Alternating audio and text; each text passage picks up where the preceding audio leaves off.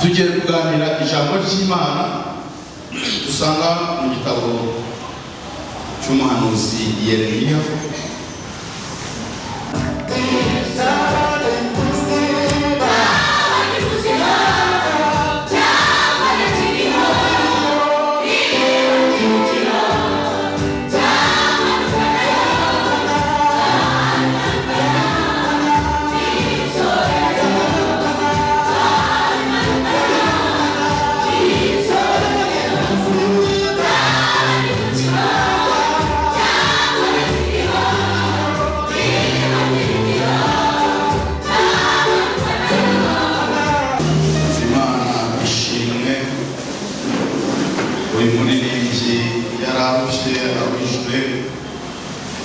Ariko ntiyatinya,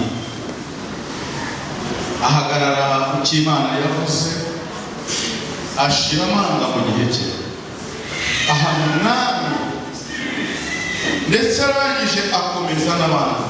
Amen. Aravuga uwaba atinyutse ibyago byose. Mugaragu w'Imana Pawulo yavuze ijambo rikomeye muri Timoteyo wa mbere wa kabiri, aravuga ngo nukuri koko abashaka kujya bubaha Imana bari muri Kristo Yesu bazarenga. Iryo jambo ararivuga, arisubiramo, ararisubiza, abwirijwe n'Umwuka Wera w'Imana, abwirijwe n'uwamuhamagaye, abwirijwe n'ijambo ry'Imana ryari riri ibwina bw'umutima we. Ashira amanga ribwira abigishwa be, ashira amanga ribwira bagenzi be, ashira amanga ribwira isi yose, ashira amanga ribwira abakomeye, ashira amanga ribwira abafite ububasha. Aravuga ni ukuri koko abashaka kujya bubaha Imana, icyitonderwa bari muri Kristo Yesu bazarenga. Bivuze ngo ikinyuranyo cyacu, abashaka kujya bubaha Imana bishimirwa n'abantu bazaguka neza. Abashaka kujya bumva ko bubaha Imana banezeza isi, abo bazaguka neza. Ariko icyitonderwa Imana bazaba bari bubaha Uwiteka, bazaba banezeza indi mana y'isi yitwa umutware w'isi n'ijuru, kandi bazabikora banezerewe ndetse babyemeze n'abantu. Ariko ingororano yabo bose, yaba aribo nabo babyemeza nibataba amaso, bazarinda. Imana tugerageza cyane. Rero nanjye ndakwinginga, nanjye niyinginga, nk'uko nabivugaga kare, ikintu cyose kiri kuba cy'umwuka dukwiye kuba maso, tugatega amatwi, tugatekereza cyane, tukirinda impuhwe z'Imana n'ubwiza bw'Imana n'umwuka w'Imana bikaba kuri twebwe, kugira ngo Imana ibane natwe, iduhe ubwenge mvajuru. Haleluya. Tubashe kujya tugenda tureba, amaso yacu ajya weza, umutima wacu ukanguke, ubwenge bwacu bumurikirwe n'umucyo, ahatejo tutazaba mugobo. Imana ishinga cyane. Niyo mpamvu Imana yemera ko igihe cy'ijambo ry'Imana kibaho, kandi Imana ikagikunda ikagishyigikira, kandi Imana igikora imirimo n'ibitangaza. Tugiye kuganira ijambo ry'Imana dusanga mu gitabo cy'umuhanuzi Yeremiya. Turasoma ibice 28, turahera ku murongo wa mbere.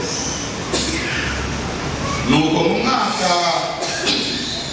mwaka Sedekiya umwami w'Ubuyuda agitangira kwima mu kwezi kwa gatanu k'umwaka wa 4, Hananiya mwene Azuri umuhanuzi wahoze i Gibeyoni ambwirira mu nzu y'Uwiteka imbere y'abatambyi uku nibwo Uwiteka Nyiringabo Imana ya Isirayeli ivuze iti, naciye uburetwa bw'umwami w'i Babuloni, imyaka 2 nishira nzagarura ibikoresho by'inzu y'Uwiteka byose, ibyo Nebukadinezari umwami w'i Babuloni yakuye aha akabijyana i Babuloni. Kandi Yekoniya mwene Yehoyakimu umwami w'i Babuloni w'Iyudaya w'Ubuyuda n'imbohe zose z'Ubuyuda zajyana i Babuloni nzabagarura aha, kuko nzaca uburetwa bw'umwami w'i Babuloni niko Uwiteka. Maze umuhanuzi Yeremiya abwirira umuhanuzi Hananiya imbere y'abatambyi n'imbere ya rubanda rwose rwari rubakaze mu nzu y'Uwiteka ati, birakaba Uwiteka azabigenza ati, Uwiteka asohoza amagambo yawe wahanuye yo kugarura ino ibikoresho by'inzu y'Uwiteka byose n'abajyana i Babuloni ari bo. Ariko rero wumva ijambo ngiye kukumvisha, wowe na rubanda rwose, abahanuzi ba kera batubanjirije twembi bahanuye iby'intambara n'iby'ibyago n'iby'ibyorezo biraba mu bihugu byinshi no ku mugambi ukomeye. None umuhanuzi uhanura iby'amahoro, ijambo rye nirisohora ntihazamenyekana ko yatumwe n'Uwiteka. Hananiya ahera ko akura bya biti by'imbago mu ijosi ry'umuhanuzi Yeremiya arabivuga. Maze Hananiya avugira imbere ya rubanda rwose ati, uku niko Uwiteka avuga ati, imyaka 2 nishira, uko niko nzavuna uburetwa bwa Nebukadinezari umwami w'i Babuloni nkabukura ku ijosi ryayo ry'ayo mahanga yose. Nuko umuhanuzi Yeremiya arengera. Maze ijambo ry'Uwiteka riza kuri Yeremiya umuhanuzi. Yeremiya umuhanuzi Hananiya amaze kuvuna igiti cy'imbago cyari mu ijosi ry'umuhanuzi Yeremiya riti, genda ubwire Hananiya uti, uku niko Uwiteka avuga ngo, wavunaguye imbago y'igiti, ariko uzakora iz'ibyuma mu cyimbo cyazo. Kuko uko ariko Uwiteka Nyiringabo Imana ya Isirayeli ivuga iti, nashyize imbago y'icyuma mu ijosi ry'ayo mahanga yose, kugira ngo akorere Nebukadinezari umwami w'i Babuloni. Azamukorera kandi muhaye imyaka, muhaye n'inyamaswa zo mu ishyamba. Maze umuhanuzi Yeremiya abwira umuhanuzi Hananiya ati, none wumva Hananiya, Uwiteka ntabwo yagutumye, ariko wateye ubwoko kwiringira ibinyoma. Nicyo gituma Uwiteka avuga ati, dore ngiye kuguca mu gihugu muri uyu mwaka, uzavamo kuko wakomereje. Nuko muri uwo mwaka mu kwezi kwa 7 Hananiya arapfa. Dusome ijambo ry'Imana dusanga mu butumwa bwiza bwanditswe na Yohana. Turasoma igice cya 19, somo umurongo wa 19 kandi 22 n'Imana akomeze kutugirira neza. 19 ati, Pilato yandika urwandiko arushyira ku musaraba, rwanditswe ngo, Yesu w'i Nazareti umwami w'Abayuda. Urwo rwandiko benshi mu Bayuda bararusoma, kuko abantu babambye Yesu bari bugufi bw'umurwa, kandi rwari rwanditswe mu Ruheburayo no mu Roma no mu Rugiriki. Nuko abatambyi bakuru b'Abayuda babwira Pilato bati, ntiwandike ngo umwami w'Abayuda, ahubwo wandike uti yigize umwami w'Abayuda. Pilato arasubiza ati, icyo nanditse cyane. Dukomere n'Imana.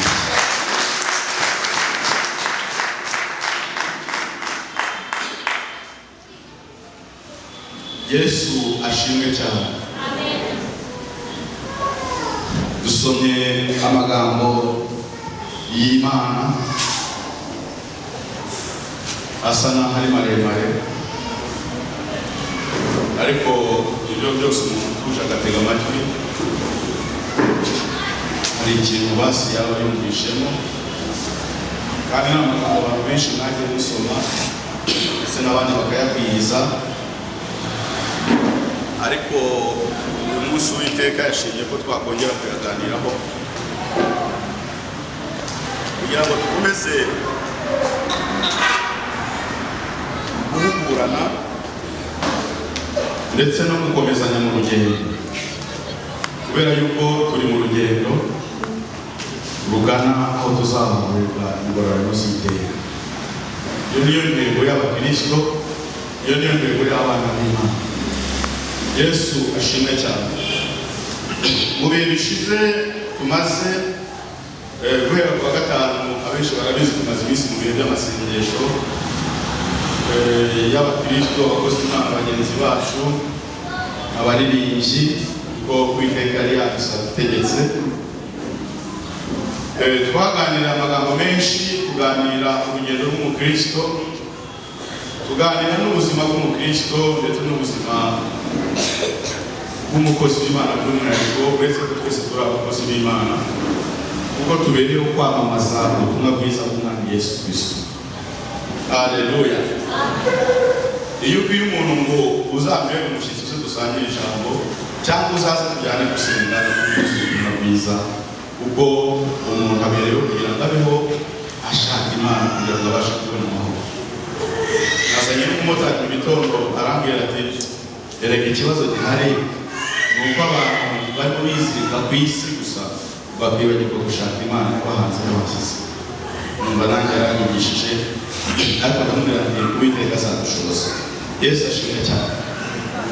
Rero aya masezerano nari bivuze ibyo twaganiriye ijambo rimwe rikomeye, ijambo twasanze mu gitabo nako mu rwandiko umuntu w'Imana Pawulo yandikiye itorero ry'Abefeso. Mushakashake ko mwamenya ibyo Umwami ashima, ntimukifatanye n'imirimo y'umwijima itagira umumaro, ahubwo muyihanire, kuko ibikorwa nabo bihishwa biteye isoni no kubivuga, ariko byose iyo bitangajwe n'umucyo nabyo ubwabyo bihinduka umucyo, kuko ikimurikiwe n'umucyo cyose gihinduka umucyo. Haleluya. Imana ishimwe cyane. Rero duhereye aha twari turi kongera kwiyibutsa kugira ngo n'abandi tujyane kandi aya makuru nayo bayaboneho. Twasanze mu by'umwuka w'Imana yabishuriye, twasanze umukristo nyakuri cyangwa umuntu uri mu rugendo, cyangwa se wenda ngenekereze umunyetorero uri mu rugendo. Yesu ashimwe cyane. Akwiriye kubaho muri ibi bihe bisatira umusozo w'ibihe, cyangwa bisatira umusozo w'ibihe by'imperuka. Akwiriye kubaho mu buryo butatu. Akwiriye kubaho mu buzima bwo kwezwa. Akwiriye kubaho mu buzima buharanira gushorera imizi muri Kristo Yesu. Bivuze iki? Guhora mu byo akora mu rugendo rwe, mu mibereho ye, aharanira gushyikira ubwiza bwa Kristo, cyangwa se gushyikira igihagararo cya Kristo. Haleluya. Ikindi, akwiriye guhora aharanira gusabana ndetse no guharanira kuyoborwa n'Umwuka Wera mu byo akora byose, yaba ari mu rusengero, yaba ari ku murimo, yaba ari mu rugo iwe, yaba ari mu rushako rwe, yaba ari mu buzima bwe busanzwe, yaba ari mu kazi akora, yaba ari mu rugendo, yaba ari ku musozi, yaba ari ahantu hose, agaharanira guhora ibyo bintu bitatu arizo ntego ze, aribwo buzima bwe. Imana ishimwe cyane kandi tugirire neza. Haleluya. Yesu ashimwe cyane. Haleluya. Ibyo rero dusanga umuntu nta kindi kibimushoboza. Abishobozwa no kuba ubuzima bwo gusenga. Imana ishimwe.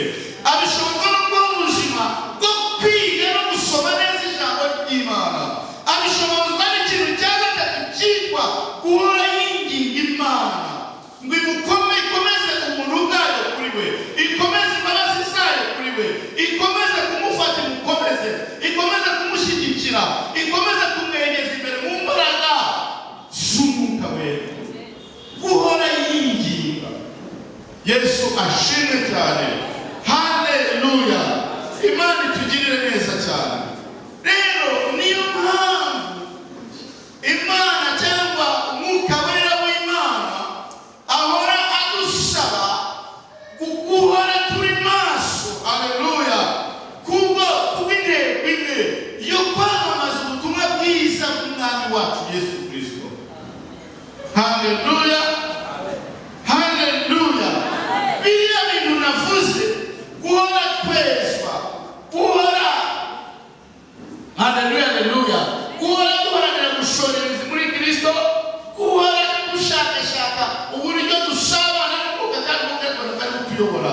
Ibyo ngibyo bidufasha kudahusha intego.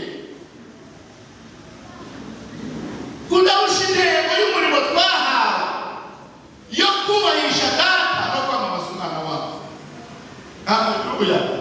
Rero iyo duhishije intego, kuko ubutumwa dukwiye kubwira abantu cyangwa ibyo dukwiye guhora tuvuga cyangwa ibyo dukwiye guhora mu mitima yacu cyangwa ibyo dukwiye guhora dushora cyangwa ibyakwiye kuturanga mu mikorere yacu, ni ibikangurira bene Data, ni ibifatanya n'abacu bose ko dukwiye guhora twiteguye Umwami Yesu Kristo ugiye kuza, kugira ngo atabare ubwoko bwe, kugira ngo azatange ingororano, kugira ngo kuri wa munsi tuzumve impanda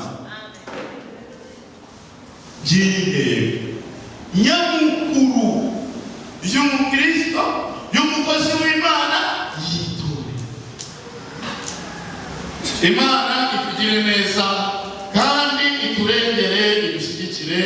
Rero dukwiye kubaho duharanira kwezwa ubwami bw'Imana buhawe, dushorere duharanira gushyigikira igihagararo cy'Umwami wacu, tugahora dushaka gusabana umukozi w'Imana utoranyije.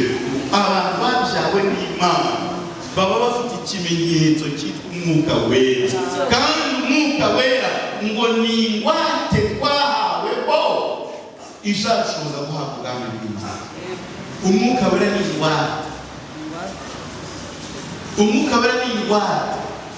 Uko abantu bajya muri banki gushaka za miliyari, bagomba gutanga ingwate. Umucuruzi wa none yacuruza, abakora amasoko n'abakimara bizi. Abandi bagira ngo kujya agenda agura amazu ayubaka kugira ngo najya ashaka amafaranga menshi azafite ingwate zifatika. Twebwe ingwate yo kuzahabwa ubugingo buhoraho, ubukire bw'iteka, ubutunzi bw'iteka, umunezero w'iteka, kuzaba ubuziraherezo ni Umwuka Wera. Mana ishimwe. Haleluya. Yesu ashimwe cyane. Haleluya. Rero twasomye amagambo y'Imana ngo umugabo w'Imana yewe n'Umwuka w'Imana ahagurukijwe n'Imana, ashyigikiwe n'Imana, yarahagurutse kubw'ubushake bw'Imana, yaremeye gukoreshwa n'Imana, kuko yageze igihe bamwita mu muhanuzi w'amarira.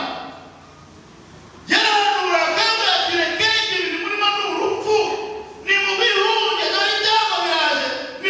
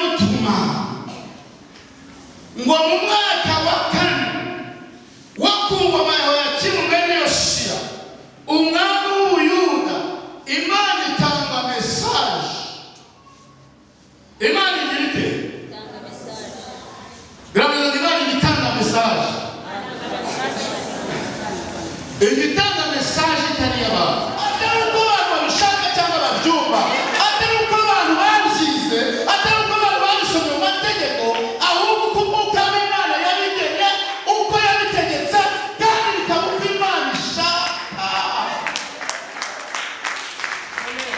Mana ishimwe cyane. Haleluya, haleluya. Yesu ashimwe cyane. Haleluya. Ngo arababo mpereye mu mwaka wa 13 wo kuri iyo ngoma, namaze imyaka 25 mbatuma abahanuzi ngo mugende muhindure uko mwitwara, mugende muhindure imikorere yanyu, mugende muhindure imyigirire yanyu, mugende muhindure uko tubana, mugende musubire ku rufatiro, mugende mutangire kwezwa, mugende mutangire gusoma ijambo ry'Imana, mutangire gushaka kumenya igihagararo cy'umwami, mutangire gusenga, mutangire kwinginga, kuko ibihe bisi bya bindi, amazi ntakiri yayandi, mutangire kwiga koga amagasi, kuko ibihe birarushye.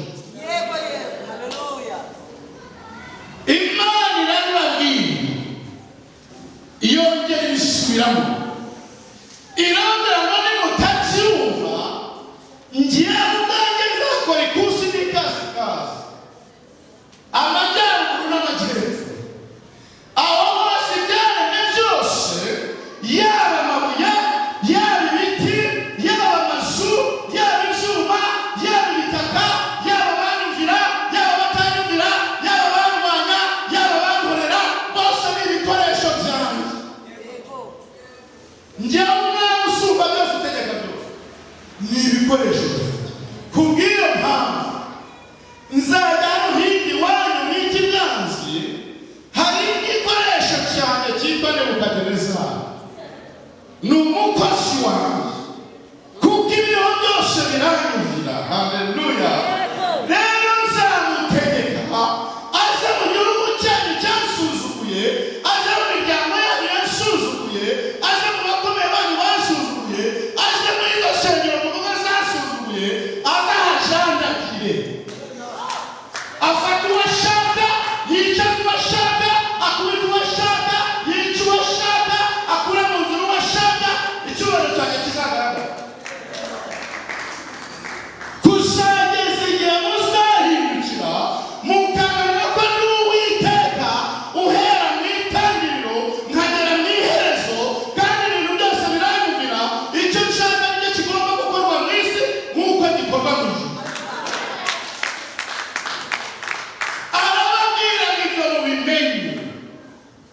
Ni ibiki bintu bariya abantu b'Abisiraheli bari barimo bitandukanye n'inzira y'Imana? Icya mbere, inzira zabo barimo zari mbi. Icya kabiri, imirimo yabo yari mibi, yaba iyo bikoreraga, yaba bita ko bakoreraga Imana, Imana yarayigayaga yari mibi. Kuririmba kwabo kwari kubi, kuramya kwabo kwari kubi, kubwiriza kwabo Imana ntiyamushimaga, guhanura kwabo kwari ikizira imbere y'Imana. Yesu akirira cyane, kubaka kwabo bakaga batabwa n'Uwiteka, Imana yarabigaye. Kwihana kwabo kwari kubi, byose Imana yarabigaye. Turiho turajyana. Icya gatatu, bakurikiraga kandi bagakorera izindi mana, kandi bitwa ko bakorera Imana.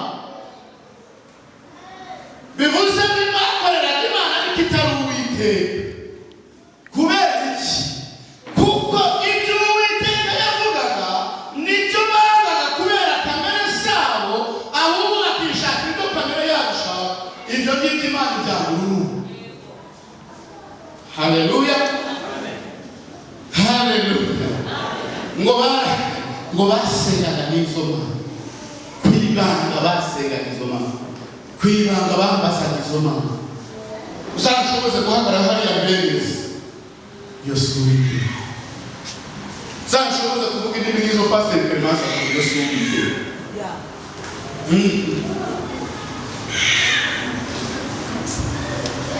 Haleluya. Ikindi ngo begereza Uwiteka bakamusuzugura nkana, bakamusuzugura nkana. neza ibyo barimo no kumusuzugura ariko bakabikora kubw'inyungu zabo. Ikindi bahoraga bakora ibyo kurakaza Uwiteka, ariko iyo baravuga ibyo by'iterabwoba tuzavuga ijwi Imana barengera. Ibi rero byatumye Imana ibahanisha ibintu bitatu cyangwa bine ngiye kubabwira. Icya mbere yabahanishije, yakuye muri mu gihugu cy'Ubuyuda ijwi ryo kwishimira. Yakuye mu ijwi cy'umunezero. Urabyumva neza? Muri bwara bw'intambara bararebana bagenda babanekana kubera iki dukwiye gushaka Imana. Nabwiye abantu bo muri korali abashobora bari mu mbera bari narababwiye ngo korali iyo tubibutsaga no bandi kugira ngo korali ibeho neza ibyo bintu byose biveho. Ntabwo ari amategeko n'amabwiriza na za regoma, ahubwo korali ikwiye kubamo abasizi, korali ikabamo abanyempano, korali ikabamo abantu bafite ijambo bashaka kurigeza ku bandi, korali ikabamo abantu bahora binginga uko bwije bukeye, korali ikabamo abanyamiringo. Aho hantu umwanzi ntaza.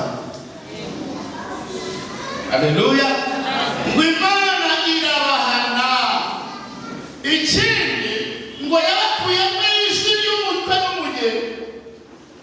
Abantu baragumirwaga, abantu bakagira 70, jejejejeje Imana ariko ngize 60. Subira kufatira ibindi Imana. Nibwo bameze. Kuko Imana Uwiteka ntabinaniwe. Ntabwo binaniwe. Ikibazo si icyanyu, ikibazo ubwishakishika, ikibazo si icy'Uwiteka. Ngeni impagara Uwiteka nshaka namushima igihe kizagera. Ariko ngo ese Uwiteka n'ibibazo ufite aranyishimye. Yego. Aho ngaho Uwiteka azakora. Niyo yaba 70 azakora. Wewe guma kurufatira. Haleluya. Icyagatanu ngo igihugu kizasigara umwirare cyangwa igitangarizwa. Ubishatse wese azakinjiramo, ubishatse wese azakizegeta, ubishatse agafata icyo ashaka, ubishatse wese azinjira uko ashatse, afata ijambo uko ashatse, umukono azaza afate mikoro avuga icyo ashatse, umusambanyi azaza avuga icyo ashatse, agenda yinjira aho ashaka, abantu kuko bahu umurozi azaza yinjira avuga icyo ashaka, umuyobozi azaza yinjira afata ijambo kuko abantu barahumye, ntibakirota, ntibakerekwa, ntibakizamuka umusozi, ijambo ryarashize, kuko ibintu ni ibyo gusa. Nukuri. Haleluya. Mana tugirire neza. Oh, haleluya. Mana tugarure ku rufatiro. Jambo nabo kugira umwete wo kugira ngo inshuti yanjye. Kugira umwete niko ijambo ryavugaga ry'umutwe. Haleluya. Gushira amanga ku murimo wo kurwanya ubuyobe. Dukwiye kuba dufite umwuka wera, tukaba twarashize amanga, tukaba twarashize ibinyago by'ijambo ry'Imana.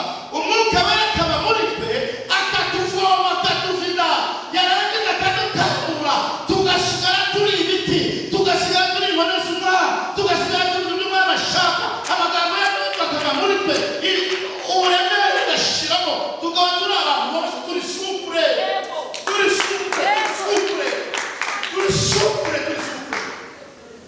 Ntabwo kuremera Umwami ni ubuzima.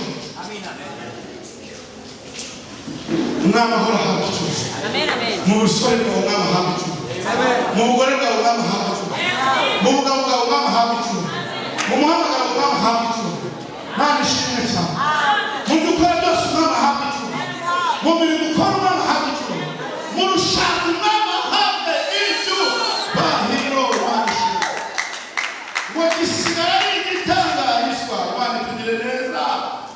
bitangarizwa. Haleluya, haleluya. Icya kabiri yagabanishije, yabahanye mu maboko y'abanzi babo. Ni ibihano bitandatu na n'ubu Imana irakiranira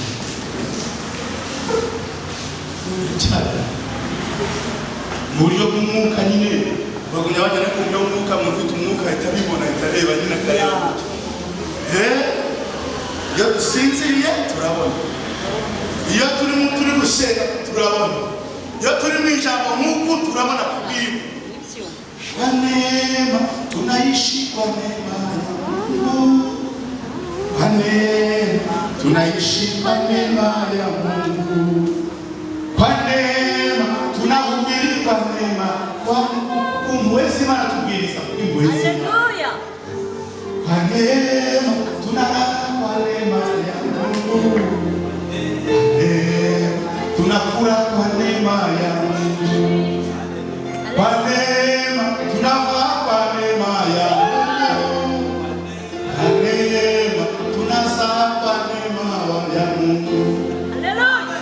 Kwa neema watoto wanasoma, kwa neema ya Mungu, kwa neema tunaishi, kwa neema ya Mungu. Haleluya. Kwimani na wahana na n'umunsi iracyahana. Ariko hano abantu b'inyange, ariko abantu bemera bakorana ku Mana kuruta abandi hasi. Imana iri ku ntebe y'imbabazi. Nta n'umunsi n'umwe ijya kurakara ntiwinange. Bityo Imana ivuze kwinange ngo irabahana. Kandi nimara gukora umurimo wayo wo kugarura orudire, kuko Imana ishaka iteka ngo ahubwo ngo n'abantu n'abatwara. Cya kabiri ngo ni abanyambara. Cya gatatu ngo ni abategetsi bagaragara bategeka isi y'umwijima. Icya kane ngo ni igihugu ikorera ahantu mu ijuru. Umuntu rero wambaye umubiri utambaye intwaro z'Imana, ibyo ntibizashoboka ko azakora. Hataweza azagahuraho dodishwe wambaye intwaro zose. Namwe murasizi basore Abefeso ibice 6:10. Ngo agaciro bya arabana iby'Imana yavuze, yemwe abantu muri rusengero, yemwe abatambyi, yemwe abakozi b'Imana, nge n'umuhanuzi w'Uwiteka muranzi. Nahanuriye Kanyarira birasohora, nahanuriye Rwujurire birasohora, nahanuriye Byangwani birasohora, nahanuriye Kizamama birasohora, nahanuriye Manshigari birasohora. None uyu munsi ndahagurutse mbabwiriza ukuri, ibyo biragiye kuvuga ni ukubeshya. Aba bantu ntibazakorera Nebukadinezari kwiri. Cya kabiri haleluya, ntibazigera bahinga. Ni imyaka ibiri baraje,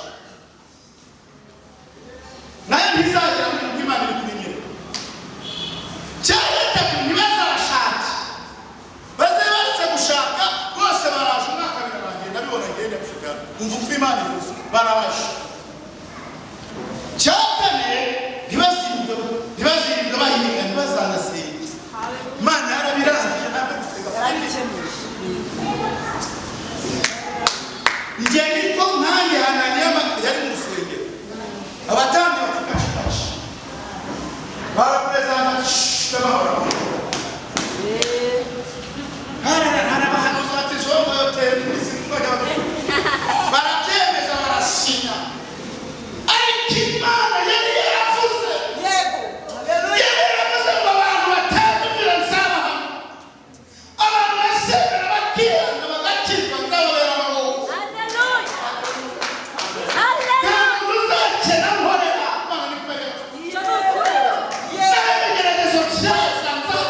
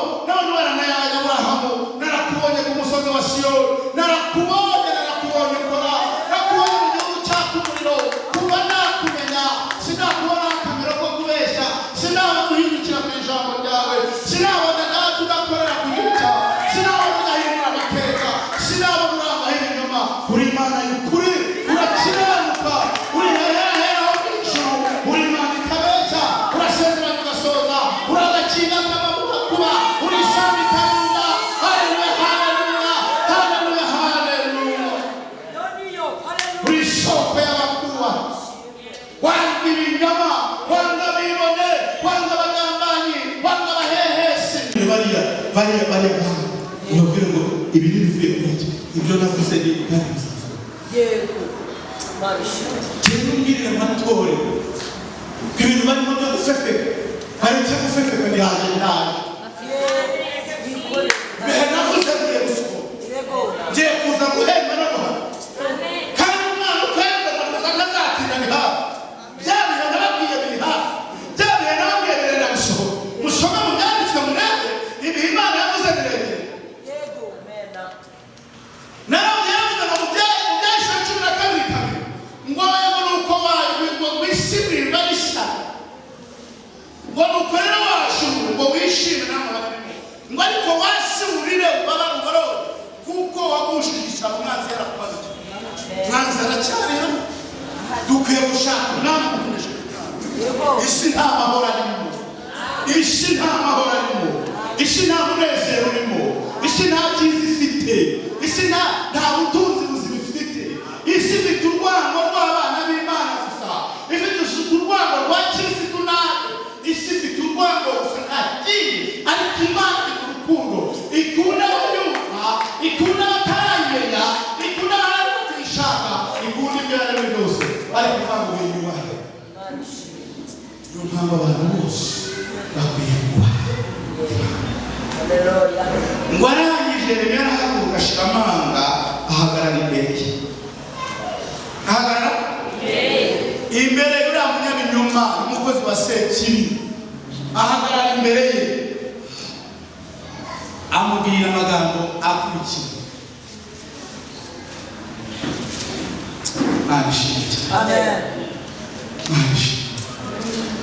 amubwira amagambo akomeye yasoma kuva aramubwira ngo maze umuntu yabwira Hananiya imbere y'abatanu imbere aho yabivugiye niwe yasohoye n'imbere ya rubanda rwose bari bahagaze mu nzu y'Uwiteka mu nzu ye ab'ibinyoma bakorera mu rusengero ntabwo kuri kandi barahari umwanzi yateye kunaniza abantu aramubwira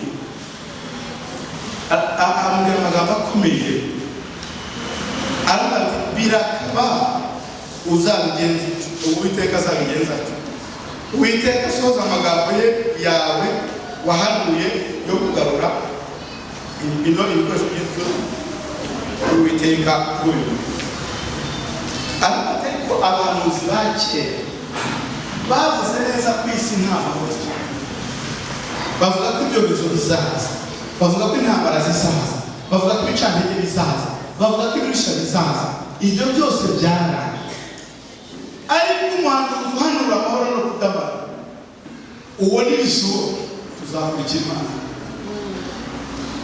bivuze ngo umuntu w'Imana iyo umwanzi atangiye kuzana ibivurungano mu Imana aratuza agakurikira Imana imivurungano yaje mu Imana azamuka umusozi y'umuntu w'imivurungano yaje mu Imana ajya kwiga asubira ku rufatiro rw'intumwa n'abahanuzi asubira ku rufatiro rw'abahanuzi umuntu w'Imana ari umuntu w'Imana ari hano ntabwo se niba aho ndashyitse yarangiza akajya yasubira imbere n'amasugiro akagaragara nzahagarara nawe arangije amubwiza ukuri ndi gusugera ndangiza ariko aza kugira ati rero wawe w'umunyabinyoma ibi byose wavuze ntibizasohoka ni ku Uwiteka zamba wa bya bimenyetso wavuye uzambara iby'agahe ahubwo uzambara imigozi y'icyuma zipima cy'ijana y'umuntu yasuzuguye iby'Imana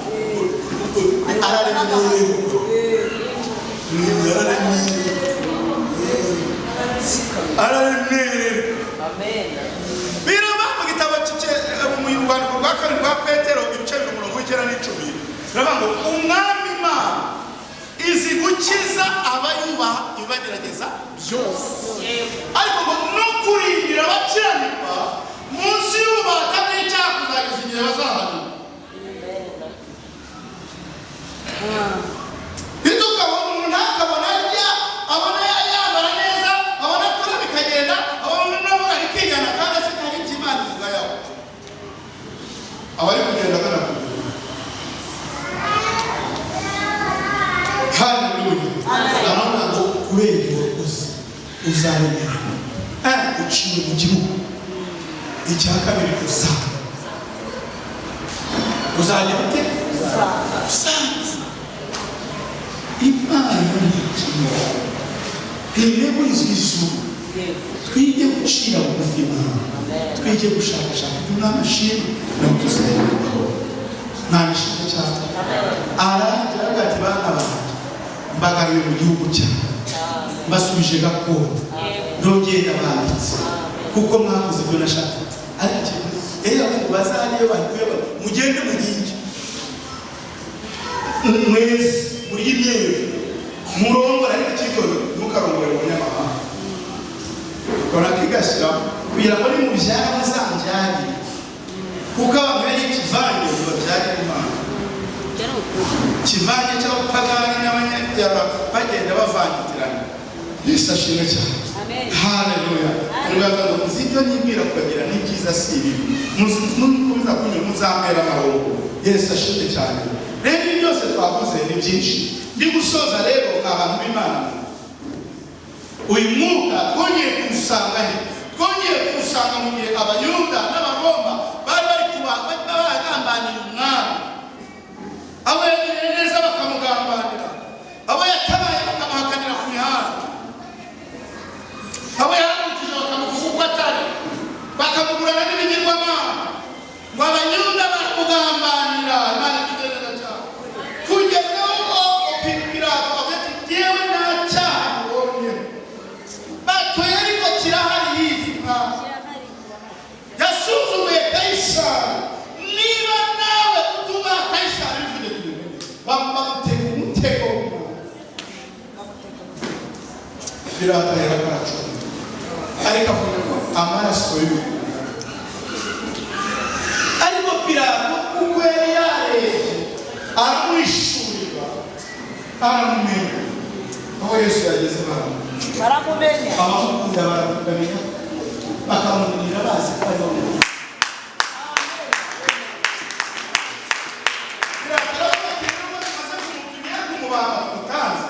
ariko umuntu nabonye ari umuntu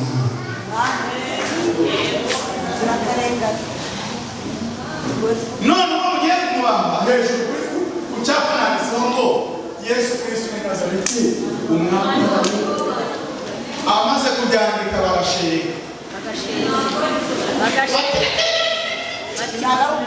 twasuzumwa turakomeye twasuzumwa hoya turi mu rusengero turakomeye kare mugende muvuga ibyo bintu byo gusengera byo kugenda mu bwose ibyo bintu bya Yesu kandi aravuga bya Yesu hoya cyo muvuga mwiravuze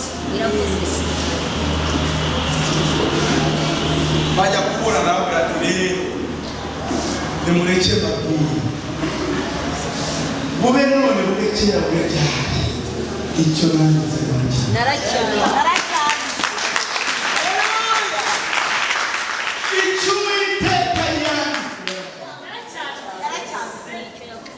bamurwanye sinandi murwanye bamunirire icy'Imana yanditse azaba umwami ubuziraherezo byaranditse abamwizeye bazabana nawe ubuziraherezo umunezero biracyane abazagendana nawe ntibazayoba inzira yaracyanditse abazamwikomezaho bazaba abanyabwenge yaracyane abazamugumaho ntibazaburisha ngo yaracyane ntibazakorwa n'isoni mu magambo make rero ni gusoza tugire umwete wo gushyira amahoro kugira ngo duhane umwana waduhamagaye